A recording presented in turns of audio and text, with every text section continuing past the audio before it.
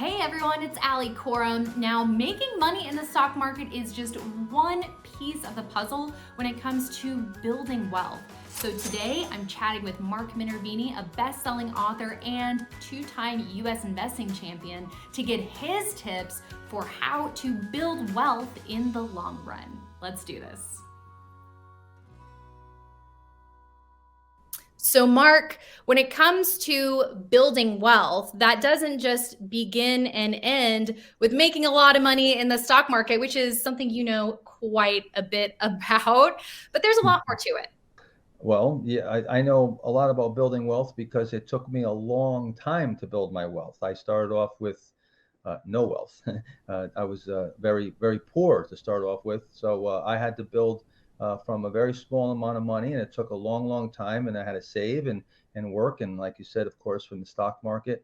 So again, the first rule is, you have to be patient. I'm sure, I guess we're probably talking to some people that are maybe probably younger than me and are maybe just starting out in life and building their nest egg and have dreams of having certain things. And there's a movie called The Score. I don't know if you ever saw it, but there's Robert De Niro's in the movie, and he's talking to Ed Norton is the other actor, and he says, "I'm gonna give you some advice." He says, "You're a young kid, you got a lot of dreams. Make a list of everything that you want, and then spend the next 20 years getting it slowly, piece by piece."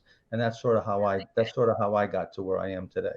Yeah, those are some inspiring words to kick off with. Now, I feel like there are so many people out there that say things like, oh, just, cut out your Starbucks every day, or, maybe have a few less bottles of wine a year. But it seems like that's not really what's going to make a dent in building wealth. So, what would you say is beyond, coming up with the list of things that you want to achieve and chipping away at them from a practical sense? What is the first thing that people should be tackling?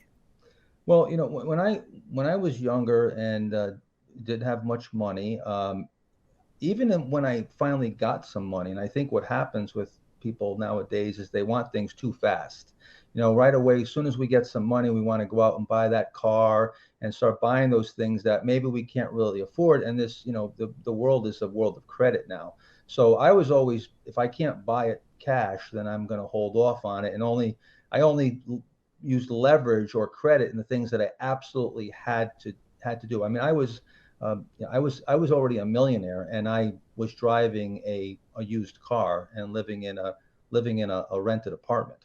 So I really held off for quite a while before, and I have a 10% rule. I will never spend more than 10% of my net worth on a highly depreciable asset. I've used that rule my whole life. So I mean, if I'm buying something that is worth $300,000, buying myself a sports car, I have $3 million to back that up. If you use that rule, you'll never get yourself overextended. Now, of course, some people will be like, well, they have to wait and they don't want to, and they want that car now. But then you never really save anything, and you're always working paycheck to paycheck. Yeah, I feel like that's some really great advice, especially perhaps for some of the new millionaires that have maybe made their money with the Bitcoin or some of the meme stocks. Maybe they had really good timing with some of those buys. But if that's the kind of things that you're investing in, those gains can be pretty fleeting. So if you're sinking a bunch of your net worth into those depreciable assets, like you're saying, that could potentially get you into a lot of trouble. Well, so you make a lot of money, but you can spend a lot of money really quickly if you start living beyond your means. And I know a lot of people have made some easy money lately, but that's where you have to realize that it can easy come, easy go. And there's one thing of making it, there's another thing of keeping it. And that's really that's what at the end of the day, that's what really matters is what you keep. So let's talk about building wealth and the stock market a little bit more because people invest to make money pretty immediately. They invest money for retirement. But when it comes to trading the non-retirement money that you do have access to a little bit more at your fingertips, is there some words of warning to that, to being able to access that money so quickly? Well, I think one of the reasons why it took for so long that I lived well below my means is because I decided that I was never going to touch my trading account. I'm a stock trader. I've been a stock trader now for 39 years. So when I first started, I didn't have much money and I had to make a living, and I couldn't live off of my trading because my account was too small. So I did other things to make. So I was a musician. I was a studio musician. I did all kinds of things to make money. I always have my account balance in my trading or my savings at zero, and I never touched it. I would tell people want to borrow the money from me. I'd say, look, I don't touch it. You can't touch it. I don't even touch it. The thing is that you have to ask yourself, and this is the discipline. This is the discipline of saving and leaving it alone. What if you didn't have that money? So this thing that comes up that you have to touch that money. What if that money wasn't there? Would you die? Would the world come to an end? So just approach it that way.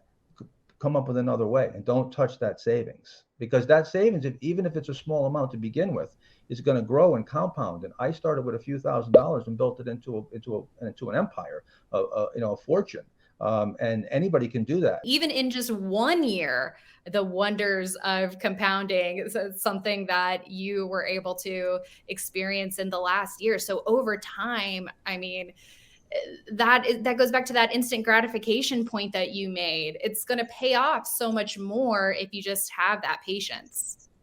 Yeah, yeah. Another one of my rules is, and this is early on, I would lend money to my friends and family, and a lot of times I didn't get paid back. As a matter of fact, there was sometimes I lent money to my family, and they later on they said when it came time to pay back, they said, "You never lent me that." And I was like, "Oh, you don't remember that?" He goes, "No, I don't remember that." So, but what do you do to that?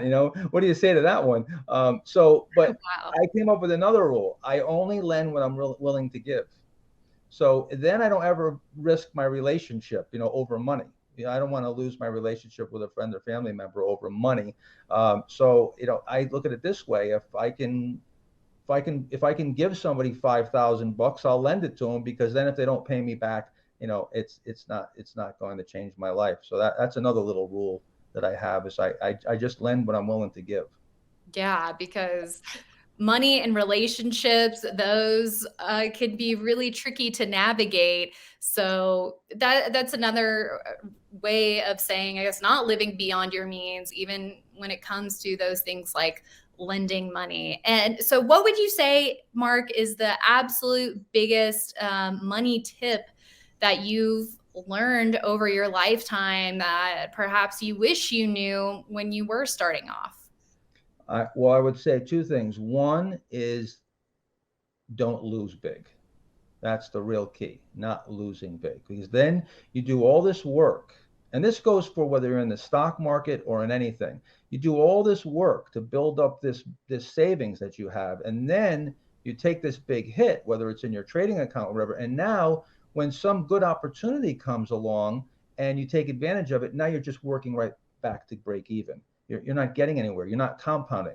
Instead of compounding money, you're compounding mistakes. So you don't want to compound mistakes. You want to compound money. So the first rule is not to lose big. It's just like a football team. If you got a great defense, it's hard to lose if you can't get scored on, right? So it makes it a lot easier to win. You don't have to score as much. Same thing is with